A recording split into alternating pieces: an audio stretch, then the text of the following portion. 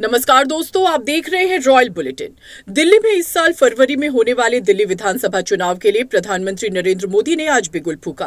PM Modi ने रोहिणी के जापानी पार्क में स्थित रैली में विशाल जनसभा को संबोधित किया। प्रधानमंत्री ने रिमोट का बटन दबाकर दिल्ली में 4500 करोड़ रुपए की विभिन्न परियोजनाओं का उद्घाटन किया। प्रधानमंत्री ने नौरोजी नगर में वर्ल्ड ट्रेड सेंटर, द्वारका में सीबीएसई मुख्यालय, सरोजनी नगर में 1738 क्वार्टर का उद्घाटन किया। दिल्ली विश्वविद्यालय पूर्वी परिसर, पश्चिमी परिसर, रोशनपुरा में वीर सावरकर कॉलेज का शिलान्यास किया। पीएम मोदी ने विशाल रैली को संबोधित किया। वहीं पीएम मोदी के पहुंचते ही पूरे पंडाल में मोदी मोदी के नारे लगे। इस दौरान मंच पर मनोहर लाल, धर्मेंद्र प्रधान, दोनों मंत्रालयों के राज्य मंत्री हर्ष मल्होत्रा समेत दिल्ली के सभी सांसद रहे। पीएम ने अपने संबोधन में कहा कि दिल्ली देश की राजधानी है। बड़े खर्चे वाले बहुत से काम यहाँ जो होते हैं वो केंद्र सरकार के जिम्मे है। अधिकांश सड़कें, मेट्रो, बड़े अस्पताल, विश्वविद्यालय व कॉलेज कैंपस ये सब केंद्र सरकार ही बना रही है, लेकिन यहाँ की आपदा सरकार के पास जिस काम का दायित्व है उस पर भी ब्रेक लगा हुआ है। दिल्ली को जिस आपदा ने घेर रखा है उसके पास कोई विजन नहीं है। ये कैसी आपदा है? इसका एक और उदाहरण हमारी यमुना जी हैं। यमुना नदी स्वाभिमान लाभार्थियों से बात किया। वो पूर्वी क्षेत्र के रहने वाले हैं। उनसे छठ पूजा पर पूछा तो बोले कि यमुना की ऐसी दशा हो गई है कि घर में ही पूजा कर माफी मांग लेते हैं। 10 वर्ष बाद ये कह रहे हैं कि यमुना की सफाई से वोट नहीं मिलेंगे। ये इनकी कैसी बेशर्मी है? यदि वोट नहीं मिलेंगे तो क्या यमुना को ऐसे ही छोड़ देंगे? यमुना की सफाई नहीं होगी तो दिल्ली को पानी कैसे मिलेगा? इन लोगों की करतूतों की वजह से दिल्ली वालों को गंदा पानी मिलता है। उन्होंने कहा कि इस आपदा ने दिल्ली वालों के जीवन को टैंकर माफिया के हवाले कर दिया है। ये आपदा वाले रहेंगे तो भविष्य में दिल्ली को और भी विकराल स्थिति की ओर ले जाएंगे।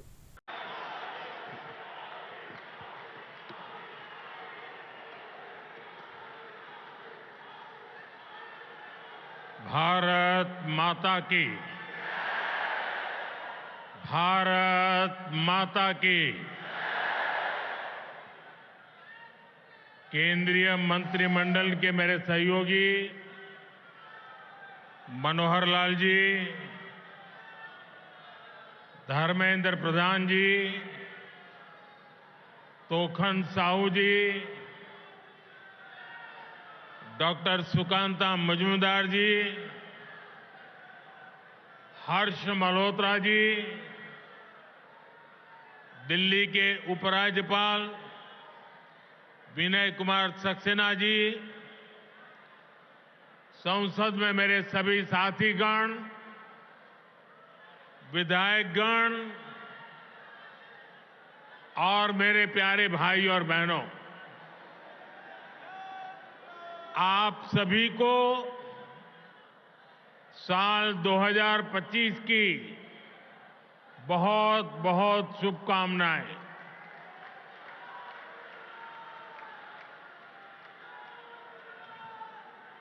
साल 2025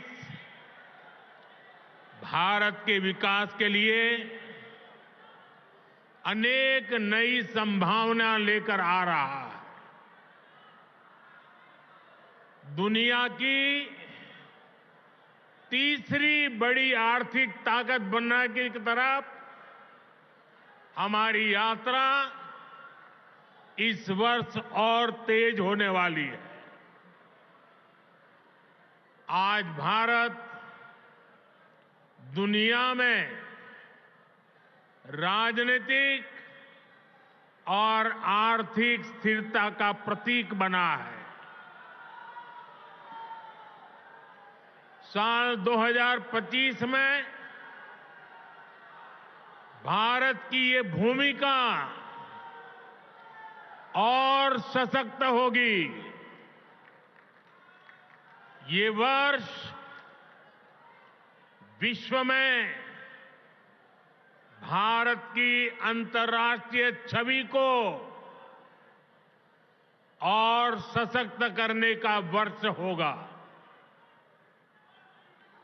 ये वर्ष भारत को दुनिया का बड़ा मैन्युफैक्चरिंग हब बनाने का वर्ष होगा।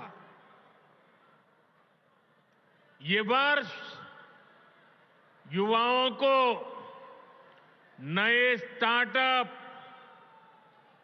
और एंटरप्रेन्योरशिप में तेजी से आगे बढ़ाने का वर्ष होगा। ये वर्ष कृषि क्षेत्र में नए कीर्तिमानों का वर्ष होगा। ये वर्ष विमेन लेड डेवलपमेंट के हमारे मंत्र को नई ऊंचाई देने का वर्ष होगा। ये वर्ष ईज ऑफ लिविंग बढ़ाने, क्वालिटी ऑफ लाइफ बढ़ाने का वर्ष होगा। आज का ये कार्यक्रम भी इसी संकल्प का एक हिस्सा है। साथियों, आज जिन परियोजनाओं का शिलान्यास और लोकार्पण हुआ है, उनमें गरीबों के घर हैं, स्कूल और कॉलेज से जुड़े प्रोजेक्ट्स हैं। मैं आप सभी को बहुत बहुत बधाई देता हूं। विशेष रूप से मैं उन साथियों को, उन माताओं बहनों को बधाई देता हूं जिनकी एक तरह से अब नई जिंदगी शुरू हो रही है। झुग्गी की जगह पक्का घर, किराए के घर की जगह अपना घर, ये नई शुरुआत ही तो है। जिनको ये घर मिले हैं, ये उनके स्वाभिमान का घर है, ये आत्मसम्मान का घर है, ये नई आशाओं, नए सपनों का घर है। मैं आप सभी की खुशियों में आपके उत्सव का हिस्सा बनने ही आज यहां आया हूं। और आज जब यहां आया हूं तो काफी पुरानी यादें ताजा होना बहुत स्वाभाविक है। आप में से शायद कुछ लोगों को पता होगा, जब आपातकाल का समय था, देश इंदिरा गांधी के तानाशाही रवैये के खिलाफ लड़ाई लड़ रहा था। इमरजेंसी के खिलाफ एक लड़ाई चल रही थी। उस समय मेरे जैसे बहुत साथी अंडरग्राउंड मूवमेंट का हिस्सा थे और उस समय ये अशोक विहार मेरा रहने का स्थान हुआ करता था।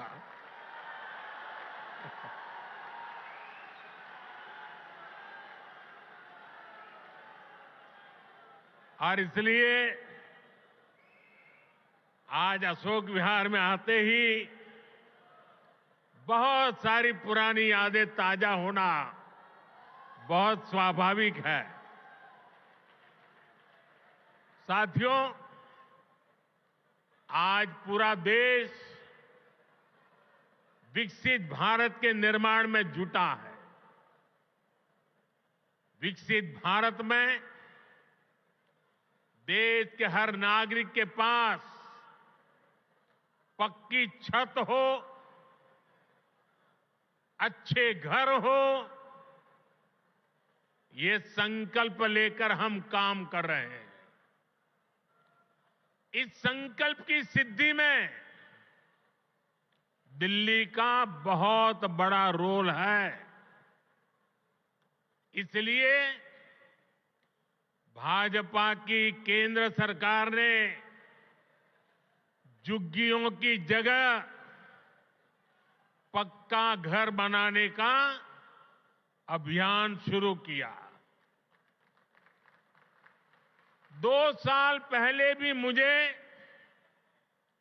कालकाजी एक्सटेंशन में झुग्गियों में रहने वाले भाई बहनों के लिए 3,000 से अधिक घरों के शुभारंभ का अवसर मिला था। वो परिवार जिनकी अनेक पीढ़ियां सिर्फ झुग्गियों में ही रही, जिनके सामने कोई उम्मीद नहीं थी, वे पहली बार पक्के घरों में पहुंच रहे हैं। तब मैंने कहा था कि ये तो अभी शुरुआत है। आज यहां और 1,500 घरों की चाबी लोगों को दी गई है। ये स्वाभिमान अपार्टमेंट्स गरीबों के स्वाभिमान को, उनकी गरिमा को बढ़ाने वाले हैं। थोड़ी देर पहले जब कुछ लाभार्थियों से मेरी बातचीत हुई तो मैं यही एहसास उनके भीतर देख रहा था। मैं नया उत्साह, नई ऊर्जा अनुभव कर रहा था। और वहां मुझे कुछ बालक बालिकाओं से भी मिलने का मौका मिला। ऐसा लग रहा था कि वह स्वाभिमान अपार्टमेंट की ऊंचाई जो है ना, उससे भी ऊंचे उनके सपने में देख रहा था।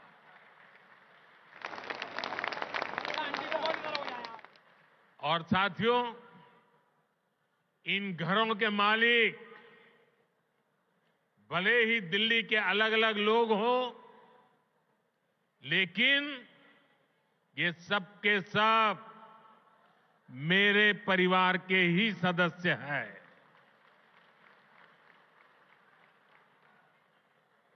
साथियों, देश भली भांति जानता है कि मोदी ने कभी अपने लिए घर नहीं बनाया।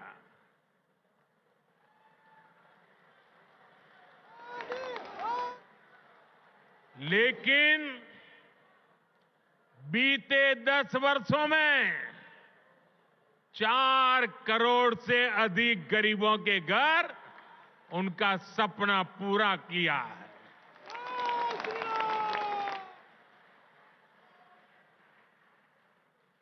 मैं भी कोई शीश महल बना सकता था,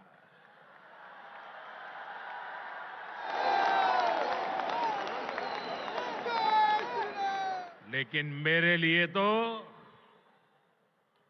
मेरे देशवासियों को पक्का घर मिले, यही एक सपना था। और मैं आप सबको भी कहता हूं, आप जब भी लोगों के बीच जाएं, लोगों को मिले, और अभी भी जो लोग झुग्गी झोपड़ी में रहते हैं, मेरी तरफ से उनको वादा करके आना, मेरे लिए तो आप ही मोदी है। वादा करके आना, आज नहीं तो कल उनके लिए पक्का घर बनेगा, उनको पक्का घर मिलेगा।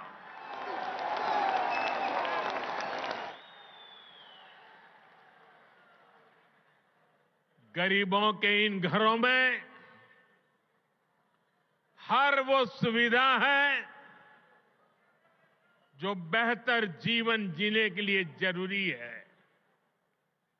यही तो गरीब का स्वाभिमान जगाता है, आत्मविश्वास बढ़ाता है, जो विकसित भारत की असली ऊर्जा है। और हम यहीं रुकने वाले नहीं हैं। अभी दिल्ली में करीब 3,000 ऐसे ही और घरों के निर्माण का काम कुछ ही समय में पूरा होने वाला है। आने वाले समय में हजारों नए घर दिल्ली वासियों को मिलने वाले हैं। इस क्षेत्र में बहुत बड़ी संख्या में हमारे कर्मचारी भाई बहन रहते हैं। उनके जो आवास थे वे भी काफी पुराने हो चुके थे। उनके लिए भी नए आवास बनाए जा रहे हैं। दिल्ली के अभूतपूर्व विस्तार को देखते हुए ही केंद्र सरकार रोहिणी और द्वारका सब सिटी के बाद अब नरेला सब सिटी के निर्माण को गति दे रही है। साथियों, विकसित भारत बनाने में बहुत बड़ी भूमिका हमारे शहरों की है। हमारे ये शहर ही जहां दूर दूर से लोग बड़े सपने लेकर आते हैं,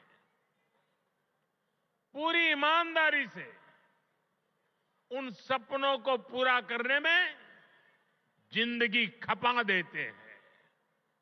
इसलिए केंद्र की भाजपा सरकार हमारे शहरों में रहने वाले हर परिवार को क्वालिटी लाइफ देने में जुटी है।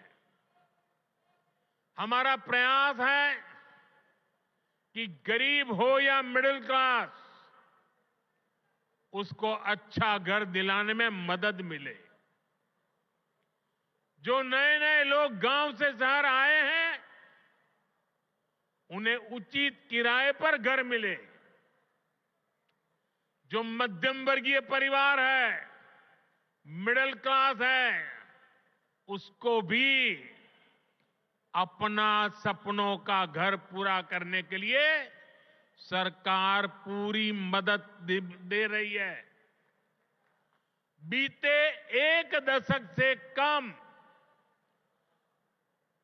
लगातार ये काम निरंतर चल रहा है। बीते 10 वर्षों में प्रधानमंत्री आवास योजना शहरी, इसके तहत देश भर में 1 करोड़ से ज्यादा घर बने हैं। इसी योजना के तहत दिल्ली में भी करीब 30,000 नए घर बने हैं। साथियों, अब इस प्रयास को हमने और विस्तार देने की योजना शुरू की है।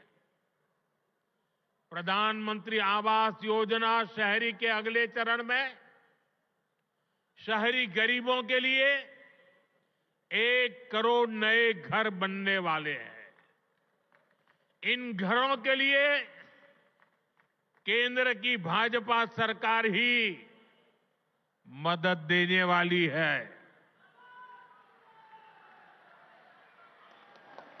साल में जिनकी आय 9 लाख रुपए से कम है, उन परिवारों को इस योजना का विशेष फायदा होगा। केंद्र सरकार मिडिल क्लास परिवारों को, मध्यम वर्ग परिवारों का घर का सपना पूरा करने के लिए होम लोन के ब्याज में बहुत बड़ी छूट दी रही है। वो पैसे सरकार दे रही है। साथियों, हर परिवार का सपना होता है कि उसके बच्चे अच्छे से पढ़ें, अच्छे से सीखें और अपने पैरों पर खड़े हो। देश में अच्छे स्कूल कॉलेज हो, यूनिवर्सिटीज हो, अच्छे प्रोफेशनल संस्थान हो, इस पर भाजपा सरकार द्वारा बहुत जोर दिया जा रहा है। हमें सिर्फ बच्चों को पढ़ाना ही नहीं है, बल्कि वर्तमान और भविष्य की जरूरतों के लिए नई पीढ़ी को तैयार भी करना है। नई नेशनल एजुकेशन पॉलिसी में इसी बात का ध्यान रखा गया है। नई राष्ट्रीय शिक्षा नीति गरीब परिवार का बच्चा हो, मध्यम परिवार के संतान हो, उनको नए अवसर देने वाली नीति को लेकर चलता है। हमारे देश में मध्यम वर्ग परिवार के बच्चे हो, गरीब परिवारों के बच्चे हो, उनके लिए डॉक्टर बनना, इंजीनियर बनना, बड़ी अदालत में खड़े होकर के वकालत करना, ये सारे सपने उनके भी होते हैं। लेकिन मध्यम वर्ग के परिवार के लिए अंग्रेजी माध्यम की स्कूल में बच्चों को पढ़ाना आसान नहीं होता है। गरीब के लिए बच्चों को अंग्रेजी में शिक्षा देना मुश्किल होता है। अगर मेरे मध्यम वर्ग के बच्चे, मेरे गरीब परिवार के बच्चे क्या अंग्रेजी के अभाव में डॉक्टर इंजीनियर नहीं बन सकते हैं क्या? क्या उनका डॉक्टर इंजीनियर बनने का सपना पूरा होना चाहिए कि नहीं होना चाहिए? और इसलिए आजादी के इतने सालों तक काम नहीं हुआ, वो आपके इस सेवक ने कर दिया है। अब वो अपनी मातृभाषा में पढ़ करके डॉक्टर भी बन सकता है, इंजीनियर भी बन सकता है और बड़ी से बड़ी अदालत में मुकदमा भी लड़ सकता है। साथियों, देश की शिक्षा व्यवस्था को बेहतर बनाने में सीबीएसई की बड़ी भूमिका है। इसका दायरा निरंतर बढ़ रहा है। इसको देखते हुए ही सीबीएसई का नया भवन बनाया है। इससे आधुनिक शिक्षा का विस्तार करने में, परीक्षा के आधुनिक तौर तरीकों को अपनाने में मदद मिलेगी। साथियों, उच्च शिक्षा के मामले में दिल्ली यूनिवर्सिटी की प्रतिष्ठा भी लगातार मजबूत हो रही है। और ये मेरा सौभाग्य है, मुझे भी दिल्ली यूनिवर्सिटी का विद्यार्थी रहने का सौभाग्य मिला। हमारा प्रयास है कि दिल्ली के युवाओं को यहीं पर उच्च शिक्षा के ज्यादा से ज्यादा अवसर मिले। आज जिन नए परिसरों का शिलान्यास किया गया है, इससे हर वर्ष सैकड़ों नए साथियों को डीयू में पढ़ाई का अवसर मिलेगा। डीयू के पूर्वी कैंपस और पश्चिमी कैंपस का इंतजार लंबे समय से हो रहा था। अब ये इंतजार खत्म होने जा रहा है। सूरजमल विहार में पूर्वी कैंपस और द्वारका में पश्चिमी कैंपस पर अब तेजी से काम होगा।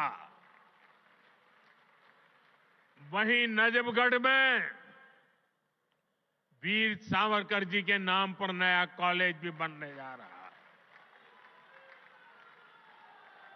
साथियों, एक तरफ दिल्ली में शिक्षा व्यवस्था के लिए केंद्र सरकार के प्रयास है, वहीं दूसरी तरफ यहां की राज्य सरकार का कोरा झूठ भी है।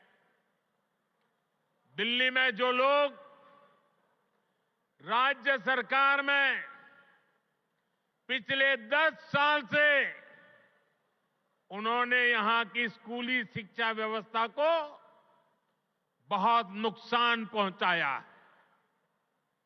हालात ये है कि समग्र शिक्षा अभियान के तहत जो पैसे भारत सरकार ने दिए, ये दिल्ली में ऐसी सरकार बैठी है जिसको दिल्ली के बच्चों के भविष्य की परवाह नहीं है। जो पैसे शिक्षा के लिए भारत सरकार ने दिए, आधे पैसे भी पढ़ाई के लिए खर्च नहीं कर पाए लोग।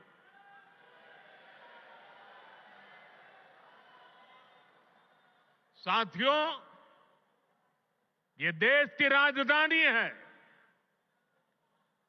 दिल्ली वासियों का हक है, उनकी सुशासन की कल्पना की है, सुशासन का सपना देखा है। लेकिन बीते 10 वर्षों से दिल्ली एक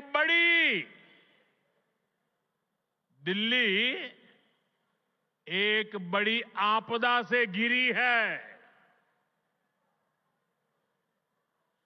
अन्ना हजारे जी को सामने करके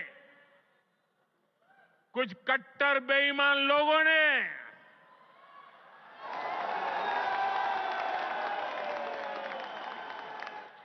दिल्ली को आपदा में धकेल दिया।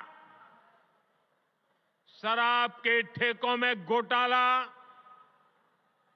बच्चों के स्कूल में घोटाला, गरीबों के इलाज में घोटाला, प्रदूषण से लड़ने के नाम पर घोटाला, भर्तियों में घोटाला। ये लोग दिल्ली के विकास की बात करते थे, लेकिन ये लोग आपदा बनकर दिल्ली पर टूट पड़ी है। ये लोग खुलेआम भ्रष्टाचार करते हैं, फिर उसका महिमा मंडन भी करते हैं। एक तो चोरी, ऊपर से सीना चोरी।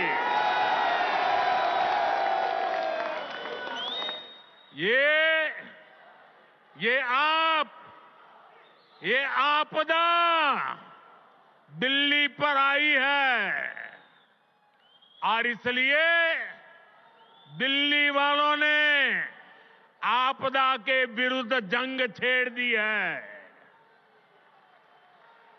दिल्ली का वोटर दिल्ली को आपदा से मुक्त करने की ठान चुका है। दिल्ली का हर नागरिक कह रहा है, दिल्ली का हर बच्चा कह रहा है, दिल्ली की हर गली से आवाज आ रही है, आपदा को नहीं सहेंगे, बदल के रहेंगे। आपदा को नहीं सहेंगे, आपदा को नहीं सहेंगे, आपदा को नहीं सहेंगे,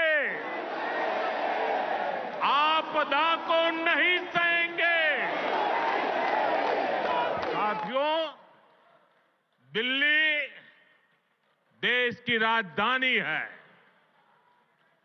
बड़े खर्चे वाले बहुत से काम यहां जो होते हैं वो भारत सरकार, केंद्र सरकार के जिम्मे है। दिल्ली में ज्यादातर सड़कें, मेट्रो, बड़े बड़े अस्पताल, बड़े बड़े कॉलेज कैंपस, ये सब केंद्र सरकार ही बना रही है। लेकिन यहां की आपदा सरकार के पास जिस भी काम का दायित्व है उस पर भी यहां ब्रेक लगी हुई है। दिल्ली को जिस आपदा ने घेर रखा है उसके पास कोई विजन नहीं है। ये कैसी आपदा है, इसका एक और उदाहरण हमारी यमुना जी है। यमुना नदी, अभी मैं ये स्वाभिमान फ्लैट के लाभार्थियों से बात कर रहा था यहां आने से पहले, तो ज्यादातर वो इस उत्तरी क्षेत्र के रहने वाले थे। तो मैंने उनको पूछा छठ पूजा कैसी रही। उन्होंने कहा साहब सर पे हाथ फोड़ के कह रहे थे, साहब यमुना जी का हाल इतना खराब हुआ, अब हम तो छठ पूजा क्या करें, इलाके में ऐसा छोटा मोटा करके हम मां की क्षमा मांग लेते हैं। हर दिल्ली वासी को यमुना जी का स्थिति, साथियों आज 10 साल बाद ये कह रहे हैं, और बेशर्मी देखो, लाज शर्म का नामो निशान नहीं। ये कैसी आपदा। ये कह रहे हैं यमुना की सफाई से वोट नहीं मिलते। अरे वोट नहीं मिलेंगे तो क्या यमुना को बेहाल छोड़ देंगे? यमुना जी की सफाई नहीं होगी तो दिल्ली को पीने का पानी कैसे मिलेगा? इन लोगों की करतूतों की वजह से ही आज दिल्ली वालों को गंदा पानी मिलता है। इस आपदा ने दिल्ली वालों के जीवन को टैंकर माफिया के हवाले कर दिया है। ये आपदा वाले रहेंगे तो भविष्य में दिल्ली को और भी विकराल स्थिति की तरफ ले जाएंगे। साथियों, मेरा ये निरंतर प्रयास है कि देश के लिए जो भी अच्छी योजनाएं बन रही हैं, उनका लाभ मेरे दिल्ली के भाई बहनों को भी मिले। केंद्र की भाजपा सरकार की योजनाओं से गरीब और मध्यम वर्ग को सुविधाएं भी मिल रही हैं और पैसे भी बच रहे हैं। साथियों, केंद्र की भाजपा सरकार बिजली का बिल 0 कर रही है, और इतना ही नहीं, बिजली से कमाई के अवसर भी दे रही है। पीएम सूर्य घर मुफ्त बिजली योजना से हर परिवार आज बिजली उत्पादक बन रहा है। भाजपा सरकार हर इच्छुक परिवार को 78,000 रुपीज, करीब 75-80 हजार रुपये एक परिवार को सोलर पैनल लगाने के लिए 75-80 हजार रुपये दे रही है।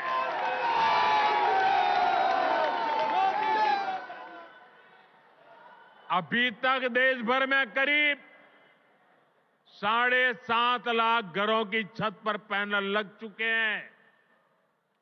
इससे जरूरत की बिजली मुफ्त मिलेगी और बची हुई बिजली का पैसा सरकार आपको देगी। मैं दिल्ली के लोगों को विश्वास दिलाता हूं, दिल्ली में भाजपा का मुख्यमंत्री बनते ही प्रधानमंत्री सूर्यघर मुफ्त बिजली योजना और तेजी से लागू की जाएगी।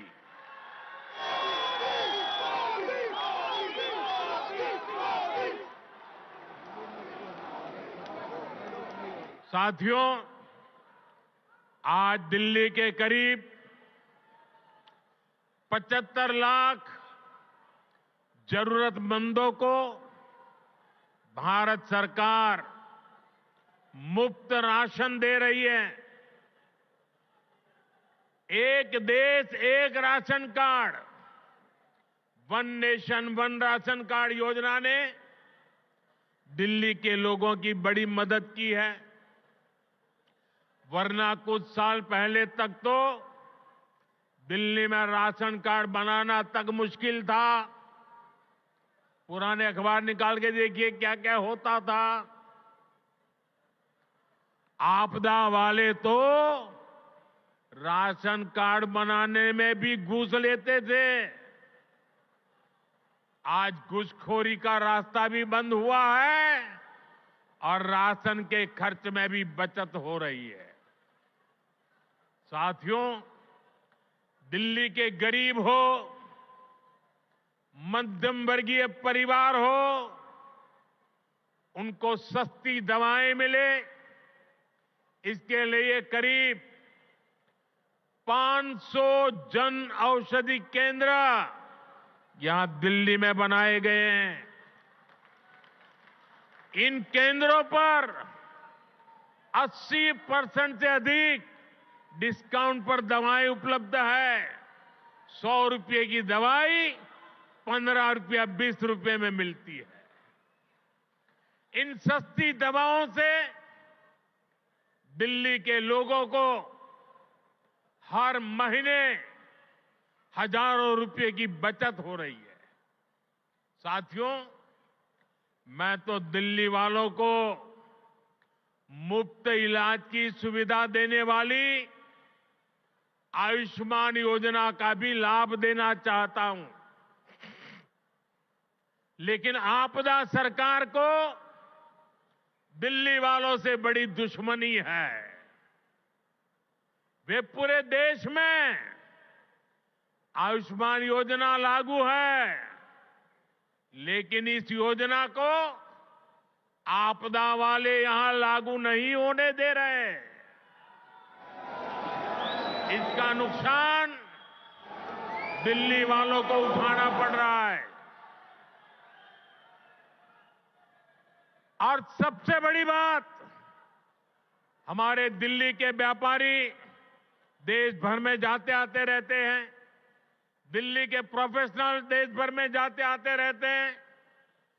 दिल्ली के नौजवान देश भर में जाते आते रहते हैं, घूमने फिरने जाते हैं।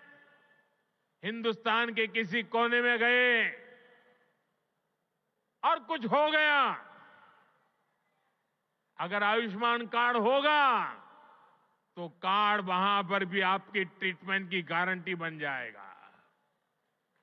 लेकिन ये लाभ दिल्ली को नहीं मिल रहा है, क्योंकि दिल्ली की आपदा सरकार आपको आयुष्मान से जोड़ नहीं रही है। और इसलिए हिंदुस्तान में कहीं गए, कुछ हो गया, ये मोदी चाहते हुए भी आपकी सेवा नहीं कर पाता है, ये आपदा के पाप के कारण। साथियों, भाजपा सरकार 70 साल की आयु के ऊपर के बुजुर्गों को भी आयुष्मान योजना के दायरे में ले आई है। किसी भी परिवार का 70 साल से ऊपर का व्यक्ति, अब उनके बच्चों को उसकी बीमारी की चिंता नहीं करनी पड़ेगी, ये आपका बेटा उनकी चिंता करेगा।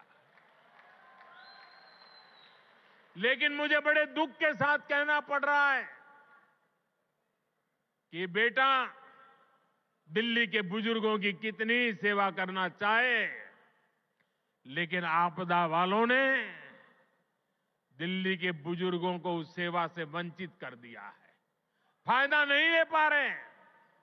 आपदा वालों का स्वार्थ, आपदा वालों की जीत, आपदा वालों का अहंकार आपके जीवन से वो ज्यादा बड़ा मानते हैं।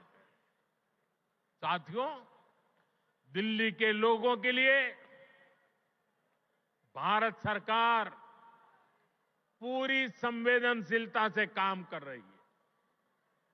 दिल्ली की अनेकों कॉलोनियों को रेगुलर करके भाजपा सरकार ने लाखों लोगों की चिंता दूर की है। लेकिन यहां की आपदा सरकार ने, यहां की राज्य सरकार ने उन्हें आपदा का शिकार बना डाला। केंद्र की भाजपा सरकार लोगों की मदद के लिए स्पेशल सिंगल विंडो कैंप चला रही है। लेकिन आपदा सरकार इन कॉलोनियों में पानी की, सीवर की सुविधाएं तक ठीक से नहीं दे रही है। इसके चलते लाखों दिल्ली वासियों को बहुत परेशानी हो रही है। घर बनाने में लाखों रुपए लगाने के बाद भी अगर सीवर ना हो, नालियां टूटी हो, गली में गंदा पानी बहता हो, तो दिल्ली के लोगों का दिल दुखना बहुत स्वाभाविक है। जो लोग दिल्ली के लोगों से विश्वासघात करके, झूठी कस्में खाके अपने लिए शीश महल बनवा लेते हैं, उनसे जब यह आपदा जाएगी और भाजपा आएगी तो इन सारी समस्याओं का समाधान भी किया जाएगा। साथियों, आपको याद रखना है, जहां जहां आपदा का दखल नहीं है, वहां हर काम अच्छे से होता है। आपके सामने डीडीए, दिल्ली डेवलपमेंट अथॉरिटी का उदाहरण है। डीडीए में आपदा का उतना दखल नहीं है। इसके कारण डीडीए गरीबों और मध्यम वर्ग के लिए नए घर बना पा रही है। दिल्ली के हर घर तक पाइप से सस्ती गैस पहुंचाने का काम तेजी से चल रहा है। ये काम भी इसलिए हो पा रहा है क्योंकि इसमें भी आपदा की दखल नहीं है। दिल्ली में इतने सारे हाईवे बन रहे हैं, एक्सप्रेसवे बन रहे हैं, ये भी इसलिए बन पा रहा है क्योंकि इसमें आपदा की दखल नहीं है। साथियों, आपदा वाले दिल्ली को सिर्फ समस्याएं दे सकते हैं, वहीं भाजपा दिल्ली के लोगों की समस्याओं का समाधान करने में जुटी है। 2 दिन पहले ही हमारे दिल्ली के 7 एमपी, हमारे सांसद ने यहां की ट्रैफिक की समस्या को दूर करने के लिए अहम सुझाव भारत सरकार को दिए हैं।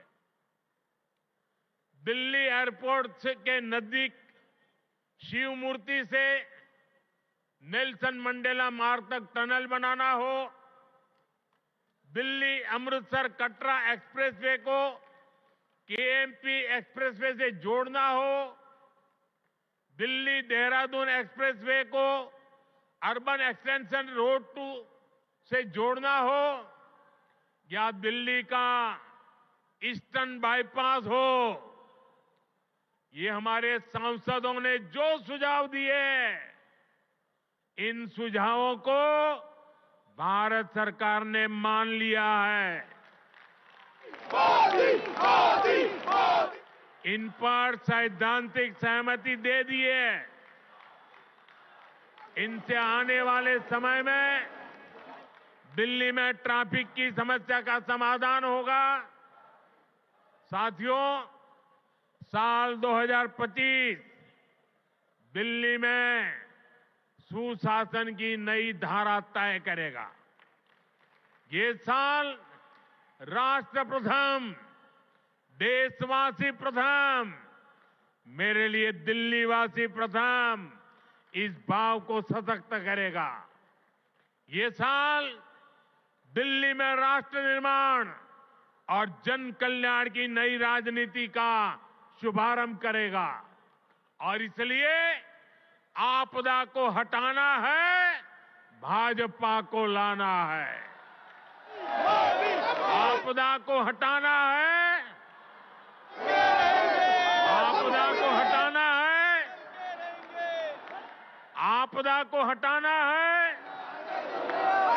इसी विश्वास के साथ आप सभी को नए घरों के लिए, नए शिक्षा संस्थानों के लिए फिर से एक बार बहुत बहुत बधाई मेरे साथ बोले भारत माता की।